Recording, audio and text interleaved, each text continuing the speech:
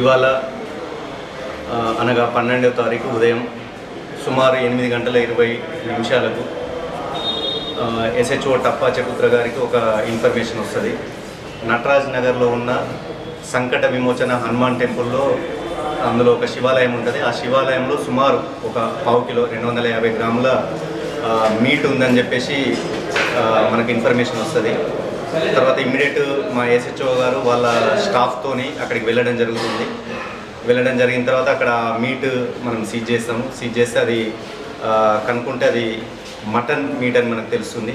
వెంటనే ఒక 4 టీములు రంగంలోకి దిగి ఆ చుట్టుపక్కల ఉన్న సీసీ కెమెరాలన్నీ అబ్జర్వ్ చేయడం జరిగింది.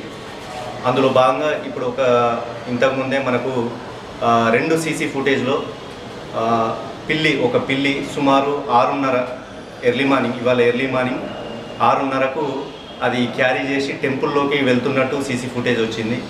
సో ఆ టెంపుల్ కూడా మనం ప్రెమిసెస్ అబ్జర్వ్ చేస్తే పిల్లిళ్లకు వెళ్ళే విధంగా ఆ గ్రిల్స్ నిలువుగా అట్లా ఉండడం జరిగింది.